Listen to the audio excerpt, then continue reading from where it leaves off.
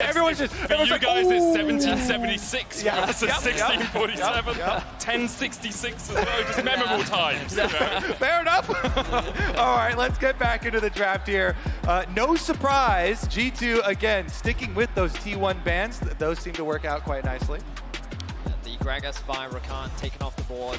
The Ah. Raven, Olaf, and Maokai now banned away from Mad Lions. This does mean the Nautilus up, and without hesitation, G2 quick to lock that one in. See, it is so rough because I completely agree with how powerful Maokai is. And so they do slot in the Maokai ban on this side, but then you're like, wait, they're leaving up both those really big champions that just destroyed us in the previous one. Anyways, it will open up at least the Cassante pick here. Yeah, it was Mad that banned Cassante in game 1. Here they can lock it in. Has been predominantly chasey, 19 games on it so far in 2023. Yeah, expectations are that it will be going into the top lane. This does give Broken Blade the opportunity to pick some counter. If they want to be safe, they could just go for something like the Gnar, but they don't need to lock that in just yet. Ooh, Kazi locking in the Aphelios. Now, Kazi doesn't have a great record on Aphelios. His all-time performance has not been the strongest. I forget exactly what his win rate is on the champion, but you really don't associate this man with this champion. Yes, throw down the Cassiopeia. Definitely one of the highest DPS mages that you can run in the current meta. There's so many mages right now where the meta is all Ahri and Lissandra and you know, and these other things. So Cassiopeia comes in. it might also be a top lane Cassio. It is flexible, yes, yes.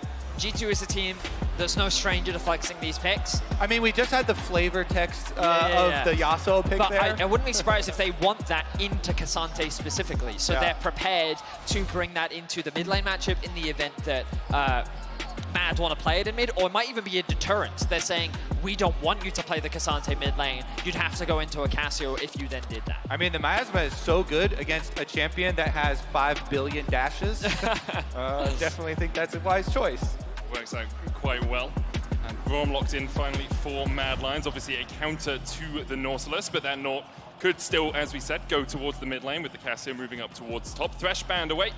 You see Mad respecting the fact that there is still this flexibility from G2.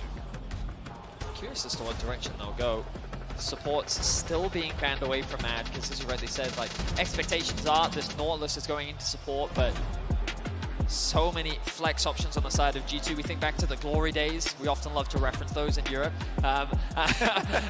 This was when G2 was at their peak, was when they had so many flex picks. You can never really tell where things were going. Right now in the meta, it feels like there are a lot of very powerful flex picks, and teams are not afraid to take advantage of that. As Mad, I wouldn't be surprised if they continue to ban away supports, but they might ban away something like the Gnar, maybe even a Gwen if they're worried about a top lane champion, depending on where they want to put this. The Cannon is another one. And I mean, if I'm G2 looking at Mad, I'm trying to ban away stuff that puts threat on these low mobility carries, because Jinx and Cassio, I love these champions. They're super high DPS, super high possibility of carrying these team fights, but neither of them has their own dashes. So they need other champions to peel for them. They need the team to play around them. So one thing they really do have to worry about is dive. At the moment, G2 are locked in at least their AD carry, probably their mid laner, and probably their support in the form of this Nautilus. Chase and Nidley banned away by them. Mad now have to look towards mid jungle for themselves. Wukong is still a possibility. It's worked its way through the draft so far. Elio could also go to something like the Sejuani or even the Lee that we saw him on earlier this week. Instead, Elise, an aggressive early AP jungle. Really something that does want to punish the Jinx and Cassio, try and get those flashes blown, repeat ganks on them, don't let them get fed to the point where they're going to carry some team fights. It also makes you wonder if Mad is thinking about a Tristana mid lane as well. We know how effective that champion can be, but you ideally want to mix up the damage profile. Very much depends on whether this Cassante is going mid. And there we are. So the Cassio likely to be going into the top lane with the Nautilus in mid and the Lulu down bot. Unless G2 want to be really crazy and put the Nautilus top, which we're yet to see, but, you know, I'm prepared for anything at this point. Yeah, and you can do, you know, if they swap the Cassante to mid lane, then you swap what would be your top cast into the, you know, follow whatever solo lane he is going to. And the Bel'Veth for Yike. Two of the champions that he's most known for throughout the history of this player. The Kha'Zix, now the Bel'Veth here picked up for him. Very exciting stuff. The amount of faith that G2 have had in this young player picking him up and being such a carry. Oh, okay. Irelia? Hey, that threat! That threat on the Casio, I love it. I mean, that's a very deadly top lane jungle duo, right? If you get on her with the stun from the Aurelia, Cocoon follows up, and that Casio is not going to have a fun time. Get there early and get there often, Vedius. Yeah, I mean, it's just when you think about miasma into Aurelia, I think of a really miserable time. I definitely think that there's strong setup. I wonder if last minute G2 will consider even swapping so they put the Casio into the mid and the Nautilus up towards the top lane, but I don't think that's a much better matchup in terms of like easier to play around. Mad going for a much more topside focused playstyle, and to their credit, when they found most of their success, it was when they were playing through chasing. And I actually really love this draft from Mad as well, because with the Braum, you have level 1 priority. If you can get level 1 priority, get in there for an invade and get some early wards for the Elise to work off of, then you can definitely try and punish that Bel'Veth who wants to farm early. I will say, as much as Bel'Veth does want to farm early, you may not have seen G2's Bel'Veth games. Yikes. Yeah. Level 2 ganks, level 3 ganks. It was Fair 4-0 in the early game. He does love, of course, to stack up that passive Death and Lavender, gives you all that extra attack speed. But Yike can, if he gets ahead in the early game, really snowball on this Bel'Veth. All right, I'm hoping for a level 1 hard push here for Mad, though, to try and make this Sears exciting. They need to strike back here, I feel like. Yeah, well, they've taken a bit of a gamble with the Aurelia top lane. It's going to be an interesting one. Mad Lions and G2 make their way back out onto the Rift for game 2. As we mentioned, Mad's no strangers to being in this position. Welcome to the LEC! Anyone got a Kit Kat? Yeah. Oh, man. I will say, even though we only got like 2 seconds of a look at the map, I'm already kind of happy. 5 members of Mad Lions heading together for a level 1. Some Braum. You lead with the Braum, you have the Q, you have the passive. I'm still just trying to get it, like, of course, it's an LEC v LEC game. Fnatic pause hat? Yeah. I'm sorry, it's kind of my fault. I wanted the full LEC experience coming up here. I gotta catch 2 LEC teams So normally together. we'd get the wheel out, and then it's the wheel of activities that we would do in situations like this as well. I would like to play. I love games. How familiar are you with drill? Because we're going to write a drill song. I have no idea what you just said. It's a music cell originated in London. Okay. Yes. Neither Vedi nor I should ever participate. Yeah, we can't write drill. That's why I was hoping he could. I do think we're going to get back on into the game. Just a brief pause. And we see Mad working their way down towards this bottom lane. Question is, will Mickey step too far forward? Oh, little Lulu. In the bush, there be monsters. Okay, shh. Crowd. Can't give it away, okay? I don't think anything will be given away. No. Happy little Lulu in the river. Nothing to see here. Danger averted. So Broken Blade, we have to have this conversation, gentlemen. At what point do we ask Broken Blade, does he just want to be a mid laner? He's played Yasuo, he's playing Casio. Hasn't played Casio before competitively See, either. that's what I'm saying. Mid lane champions. It's going to be... Caps is struggling. Maybe Broken Blade on you mid. I swear I've seen him play it in Champions Queue, though, I feel like. I mean, it's definitely something they would have practiced well in advance. This is a team that loves to cook. As far as wanting to be mid lane, though, I think the thing he loves most is the long lane of top lane, as we see Yike doing the patented Bel'Veth Raptor harassment. A lot of damage, though, there onto Yike. He got his level 2 already. Oh, Niski. That is not a trade that you want to take. Yeah. Meanwhile, I keep my eyes on the bot lane. Ignite was popped here. And some had to use the cleanse as well as Kazi and Mickey facing off towards the top side. Hilasan gets the concussive blows down and Mickey has to flash away. In the end, 3 summoners he's for coming 3 bottom. in the bottom lane. As you say, Illyria working his way down. Hans Summer does have the flash. Can he get away from the cocoon? Needs one more minion, but can't get it. Flash away from Hans Summer. He'll survive, and now they try and turn the damage back down onto Elioya. He goes up, comes down, and dashes back to the safety of his teammates. Yeah, nice little chunk there. They do have that ward, too. You can see the ward for G2 up on blue buff and Gromp. The problem, Kobe, is what you talked about was you want to see early investment topside from that. The map has now just been split. Like, you now have Are we Bel'Veth... just looking at the bottom side of that? Yeah, because Holy. Bel'Veth has done a full clear topside, level 3, and this Aurelia is now left isolated. And, like, sure, the idea, Aurelia plus Elise, very lethal combo. But when isolated, the Casio just bullies that matchup to no end. Exactly. I love that point because it also relies so much on jungle pressure. Otherwise, Acasio just gets to bully you with that range advantage, constantly poisoning you, constantly harassing you, as we watch our wet noodle fight. Is that what you guys are calling this? These tank bit battles? of handbags between these two guys. Caps was able to get a sizable CS lead because Nisqy was forced so low at the level 1, so as the wave crashes in, Caps should be able to open that up once again. Will be about 5 or 6 depending on how many minions he farms underneath this tower. Yeah. But every solo queue jungler is used to, when you're playing against a Bel'Veth or a Kayn, you know, anything that can annihilate your Raptors that quickly. He's got a flash, right? He's got a flash across the wall, flashes into the bush. Chasey doesn't want to chase any further, doesn't know. They're mid halfway roam here. I love this when Nisqy's actually hiding in the brush. Oh, they found him. Caps does go and find him. So it is just going to be the red buff steal here. Nice roam from Nisqy. Means that the split map will work out in favor of Mad. Chasey playing very well in the top lane 1v1. You know, we talk about how, in terms of the harass, very advantageous for the Casio, but if Aurelia against any mage is able to get that fully stacked passive and can just free hit onto you, there are very few champions in the game. Especially, like, that's why often Aurelia was considered so good into things like the Orianna and the traditional mages, because of how easily she could stick onto you. I want to see if Yike goes for second Raptor spawn.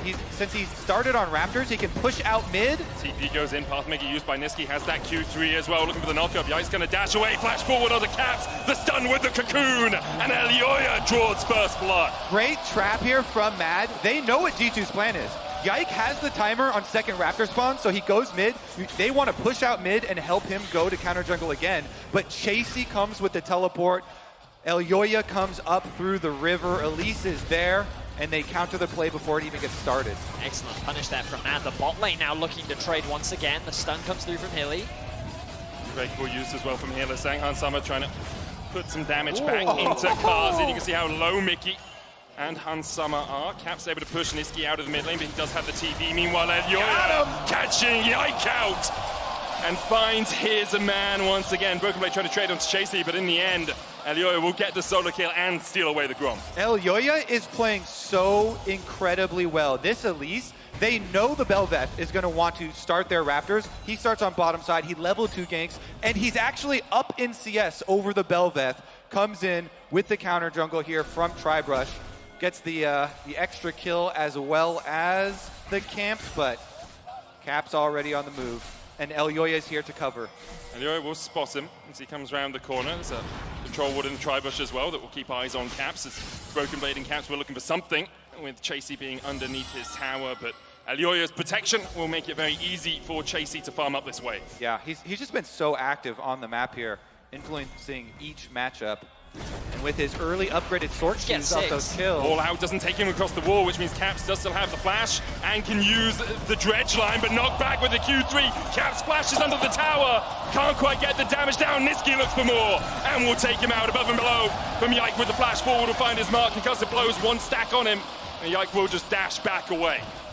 Wow, good punish overall from Mads, with the execution slipping a little bit means that a lot has to be invested from Nisqy to be able to get that kill. BB. Gonna get 6? Down, threat of a dive. Yes, 6. Cocoon wide, petrifying gauge, though finds them both. And Broken Blade just stares into their eyes and takes the 1v2. Kazi trading on the bottom lane, the zap comes out. But in the end, Mickey and Hansama will just back away. Yeah, more like broken ankles. He dodges the cocoon, hits the ultimate, and puts Elioya in the dirt. Does mean as well G2 with Elise showing top side. Since their top laner 2v1s, they know they have pressure.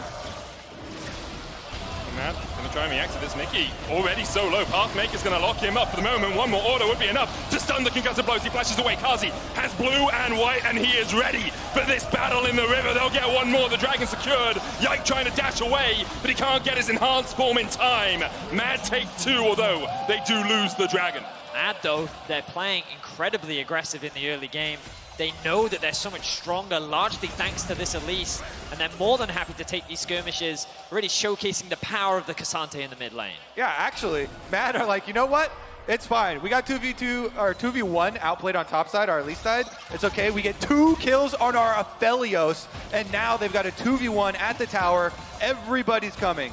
Yike's still not level 6 either, so couldn't even got The true form from that dragon doesn't have it for this fight. Hansama cleanses away, but he's dead before any reinforcements can arrive. The Mad Lions are eating well tonight, and they're going to repeat. Annihilate the wave. Yeah, G2 have no defenses here. Caps has no teleport. He's walking. Mickey has no flash, no dash, no way out. As Hillesang trading onto Yike up towards the top side. Yike trying to dash around, an endless banquet perhaps for him, but he's stunned up, locked up. Kazi flashes away from the tower range to make sure that he wasn't the next to meet his maker. And it's 4-0 on Kazi. Wow, Kazi is popping off right now as Niski's presence on the map is monumental. This Cassante pick is just doing so much work in the fights, in the skirmishes, and in these dives that G2 are very quickly falling apart. Broken Blades in all chat right now. Guys, what's going on? Mad Lions are destroying G2 on the bottom side of the map, despite Broken Blade on this Flex Casio. I mean, we saw it in game one as well. Niski just finding better roam timers than Caps, and really on the Jace being able to unlock more options from that lane, but it didn't really convert into the team fights later on. This time, though, Kazi being in such a commanding position on the Aphelios, and this Lulu so squishy in the early game.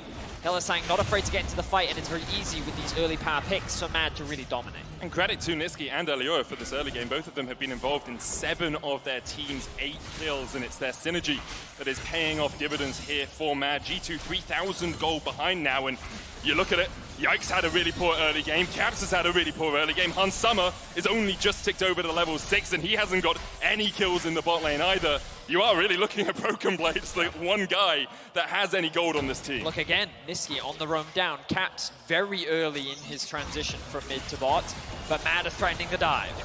No cleanse or flash on Hansama, but he puts the Flame Chompers down, and the dive is dissuaded, at least for the moment. Another plate, though, for Kazi means that his gold continues to accelerate. Oh my god, he's got kills, plates, and CS advantage, covering all gold bases here for the Mad Lions 80 carry. Right, Kazi has 1.7k gold more than Hansama right now.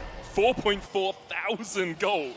And that is just such a massive lead. And in an 80 carry meta, it's so difficult to come back from this sort of situation. And look again at the bot side of the map. This time the bot lane can assist Elioya in the invade. He was able to secure the first red, looking to secure the second.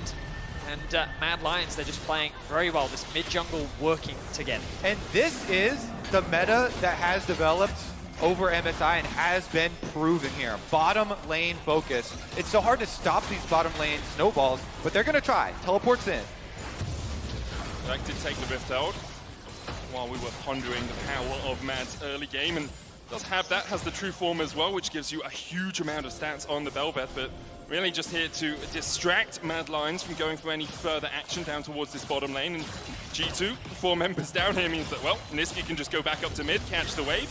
It might be that G2 decide to invest the Rift Herald here, even though they know they can't take the tower. It's very much more about just getting some gold into Hansama. Yeah, level 6 Braum has a lot of defense options here. It's pretty tough to dive. Caps needs to be careful. He's just trying to zone them away from the tower. That third plate didn't quite get secured for G2, but you look at mid, Niski pushing as well. Will secure himself another plate. So overall, the trade not too bad, and Mad still find themselves in a 3k gold lead. Huge props to Niski and Elioya. We talk about the mental resilience of this team, and very quickly in this game they bounce back. They've been working together very well, and they are dominating in the early game. Yeah, I think the last couple minutes here have been very, very good for Mad Lions. Getting the teleport out of Caps, who has had a lot of trouble on Nautilus trying to keep up with these Cassante roams. No teleport now for him as well. And the Rift Herald not getting a lot of effectiveness, even requiring an extra person just to get off that tower shot that even only got 1 turret plate. So Mad very, very happy with this. They only had the one little blip on the radar that was the topside tower dive in. Now they're looking to correct it, and they're bringing Cassante too, but it looks like Niski did pass through a little bit of vision here, so maybe Yike Chasey threw the ultimate out. Chasey! Yeah, Chasey's just losing to 1v1. He went in on his lonesome, trying to dash around with a Blade Surge. Broken Blade still very happy. Chasey tanks the tower, and Broken Blade takes him out in the 1v1. Yeah, I think we can all agree with Broken Blade there. Broken Blade's actually kind of 1v9 right now. The emote is for him and the rest of his team. Well, I'm very surprised that Chase's play there. He committed the E early, so that had to be forced on cooldown, which meant that there wasn't any kind of follow-up or even setup with the dive before the Elise is dead. Then he throws out the ultimate trying to force a 1v1, and then he ends up just getting solo killed. And while the fancy feed did look cool, he just handed another kill over to this Casio. Yeah, I'm looking at the minimap. Oh, look at the rotations coming through here. You're just like, what is Aurelia doing? Yeah. Well, I guess that's not a play. Dragon now up, though. We'll have a look back at this. And again, you look at the minimap, and I guess he's trying to force the wave underneath the tower. Honestly, Broken Blade is saying, like, well, I'm just going to keep this wave as far away from you as possible, or from the tower as possible, and then, yeah, ends up losing his life. Honestly, I think it's just really good from Broken Blade. Yeah, because Chasey there, okay, maybe he's a little bit like a micro unit, a little bit up and needs to wait for the rest of the dive to get there, but that was just a really good play from Broken Blade. Jumps on him. We mentioned the miasma from Champ Select, the power there, even with the back step on the ultimate. See, Mad Lion starting up the Dragon here. G2 did get the first of the game, and it looks like they will forfeit this one. Super Mega Death Rocket blocked by Niski. But yeah, I just want to give more credit to Broken Blade, as you say, Kobe. It's very easy to stand back and defend your tower in that situation, and what Broken Blade did was step forward, make sure the wave couldn't quite get in, and keep Chasey having to try and overstep a little bit to get that wave underneath the turret. But for the moment, he is the smallest of shining lights here for G2. 2-0-0 on the Casio. First item complete. Seraph's on its way. You can see about 1,000 gold in the lead, but the chasm in the bot lane continues to be pretty big, as Kazi is 1.6k ahead. Oh, sorry, 2k ahead. The mid game is something that both of these teams have had questions thrown towards as a result of this tournament. And Mad Lions have found themselves with a lead like this before, and they were not quite able to close it out. So what we need to see now is clean, patient play from Mad. They obviously want to keep accelerating the pace of the game, but when you have an Aphelios and a Cassante, your scaling doesn't fall off. It's only going to continue to get stronger. Of course, when you kind of look at these fights, though, you can imagine them with a Nautilus, with a Lulu, with a Casio. It's going to be harder to play around and execute in the traditional front attack. And as much as I agree with you, Betty, the time that Mad Lions were in this position and lost was against a slightly tougher opponent. As we look for Kazi, he gets Caps in at the mid lane. Caps 0-4, and his woes continue as Mad are able to pounce and find their prey. Hylissang puts up the Unbreakable. Chasey trading with Broken Blade, dodges away from the Petrifying Gaze. Broken Blade tanks up a couple of tower shots. Chasey down to half HP, but should be able to just clear out this wave. Elioya on his way down to protect his top laner, as is Yike for Broken Blade. Funniest thing about that tower dive is Karzi is the same level as Caps. Just blows him up there with the giant gold lead as well. Broken Blade, though, has Yike behind him. You can see the protection being added here. Chasey going forward, TP used as Caps going to join the party, and now Elioya is caught in the midst of G2. Repels away, they're tanking the tower, and they'll get another 2-0 in the bot lane. Hylissang looking to see perhaps if he can get some small semblance of mercy out of this. Unsummer locked up, cleanses, has the blast cone to escape and doesn't even use it to go towards the bottom side. Broken Blade diff is actually going to be the win con here for G2. Mad Lions, with the commitment of G2 to back up Broken Blade on the bottom side, will at least get a tower in payment. But that's what I do right now as well on G2. Everybody just go to Broken Blade. He is the one massively carrying. He's got the OP double item power spike here with the Rod plus the Seraphs transformed on Casio. Broken Blade is your god now, G2. Pray to him. Of course, for Mad. Kazi is still having an incredible game. But let's look back at this play as Yike finds himself in a great position. Broken Blade, of course, knows he can play this aggressive with the TP coming in. Mickey on his way down as well. A very quick initial pick onto Chasey. Elioya is forced to run away, but he gets chain CC'd by the Nautilus. Caps tanks up the tower and is able to walk away to safety. But Kazi and Hylissang did find a pick as well. They forced all of the summoner spells out from Hard Summer. And Kazi, no sums himself, could prove fatal in upcoming fights. I have to see is G2 are investing a lot of time up towards the top lane. This is going to have to flash away that miasma. We mentioned it in draft, starting to do work against the Mad Lions. So hard to dodge in and out of a fight if you are just locked down, rooted up. In the bot lane, Chasey will be able to take a tower. Kazi's pushing mid, but the tier 1 there has already fallen, and G2 will answer with a tier 1 in the top lane of their own. Rift Tower being put down as Yike clears away these minions. Remember, those Remora will spawn for him, buffing up the push here for G2. Kazi trying to work his way around, but has to go all the way through the back of his own jungle to make sure that he's not caught out by G2 on the rotation. The charge comes out from the Rift Herald. Kazi will join up with the rest of his team.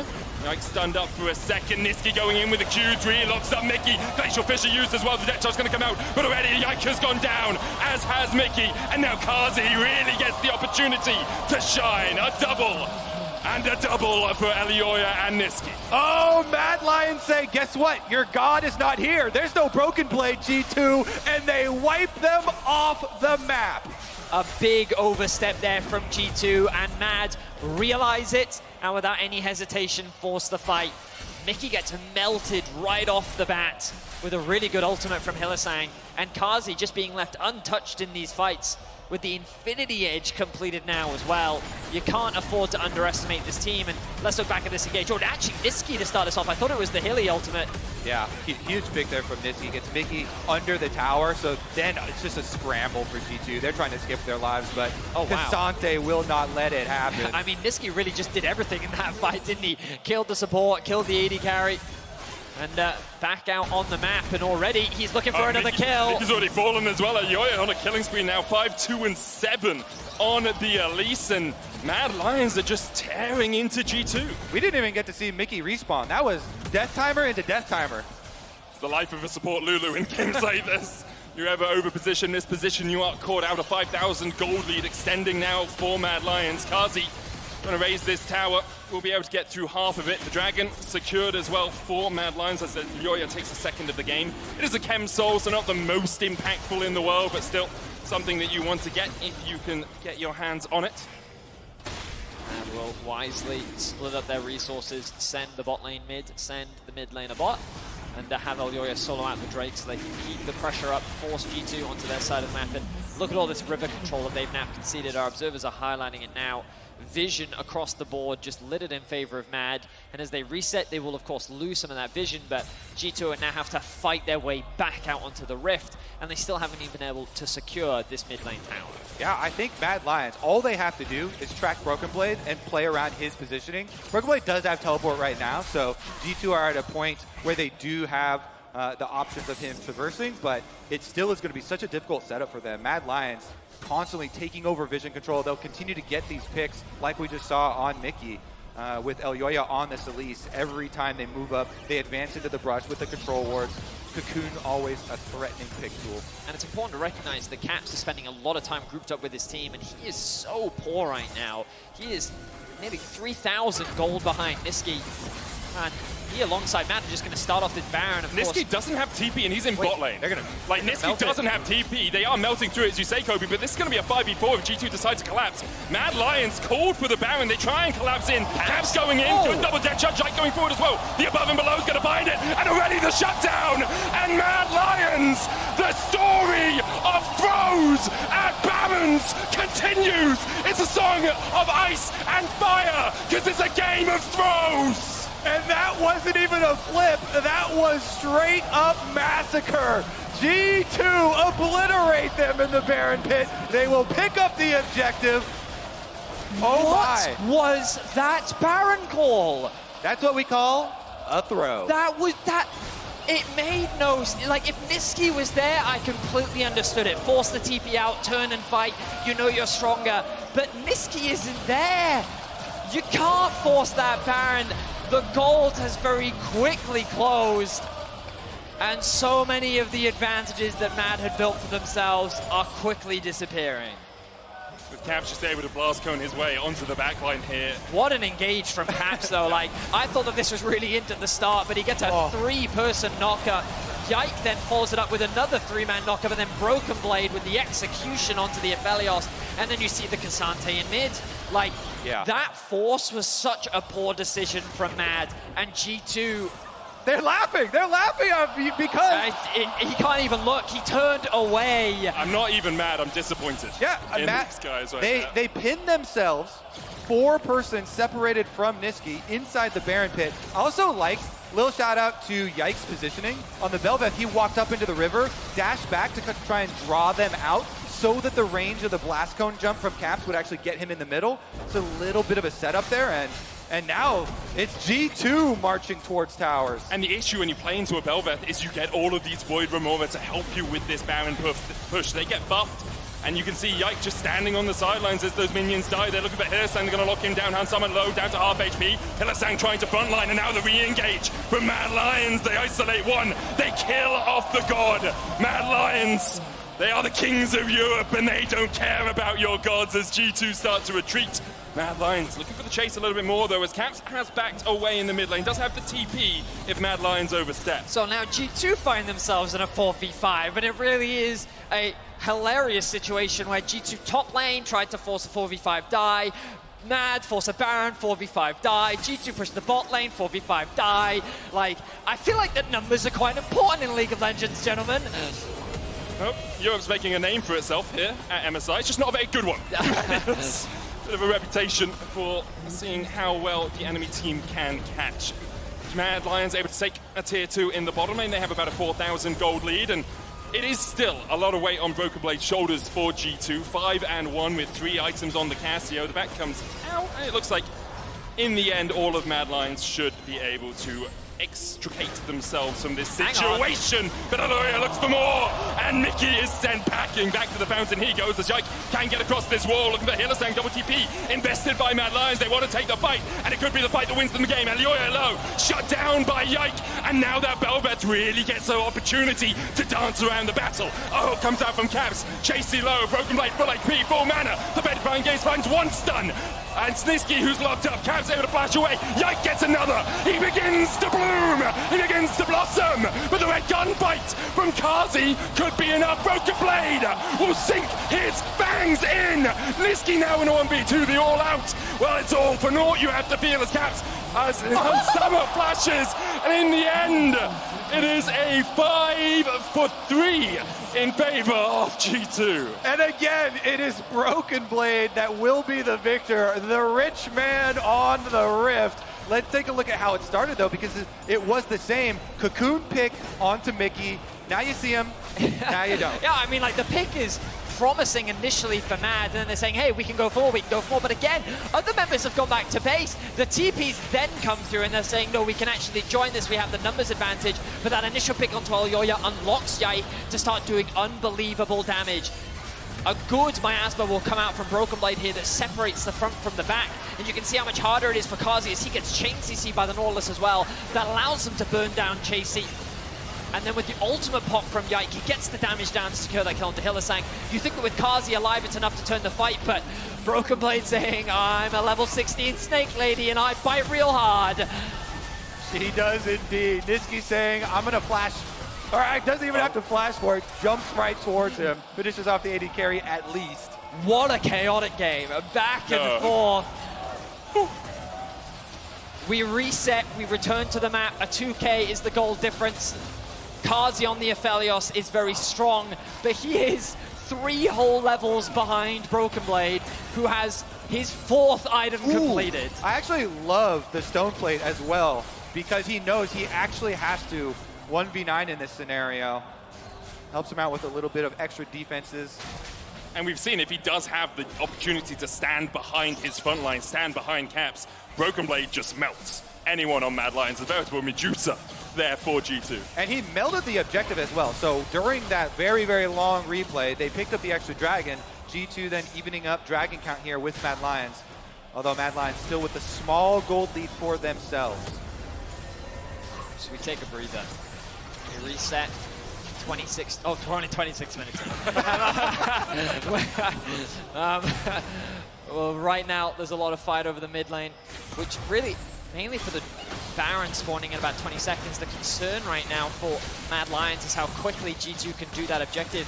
Remember that Broken Blade and Yike together could just do the Baron. I'm sure that if Kazi and Aloya could get onto the objective, that duo could also do it, but right now, it's G2 who's in control. Will this be another Baron throw, or will this be the decider of this game? Hook wide, G2 not started up the Baron yet. It's all on the edge of the precipice. You have to feel Yike dashing away. Doesn't have that true form. Needs the Baron to get it back once again. Mad Lions get mid-prio. Exactly, Minik. They're the ones that have that push, forcing G2 to concede the river to catch this wave. And this means that Mad will gain access into the river. Now their positioning is stronger. The question is, will they start this objective up? Of course, G2 don't have full information right now. Will they face check? Now they have information. The Trinket will spot out the Mad haven't started it. So now this should in theory be G2's turn to get control over the mid wave and gain access into the river, and the ebb and flow of that river control continues. Who face checks whom? That's the question that has to emerge as Cap stunned up, looks for the hook, can't quite land it. Pathmaker out with the root onto Niski now as he dashes back into the bush. No vision there for G2. And look at the side lanes. The side lanes are all G2 favored. That is a double stack wave. They're going. They're looking for the damage. Petrifying gaze across the wall, but on the back line, Kazi's still untouched. Hunsummer trying to do what he can as well. Lands the damage onto Niski. Hunsummer kills off JC, and Yike dashes in. An endless banquet for him as he takes one. There's two for Hunsummer. Hillisang now feeling the brunt of the rockets. Absolutely ricocheting through his backside. A triple for Hunsummer. Only Elioya left alive.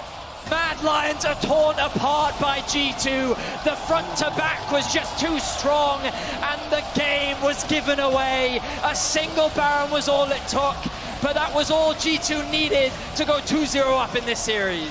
G2 complete the comeback here in game number 2. They bring it home. Honor Broken Blade.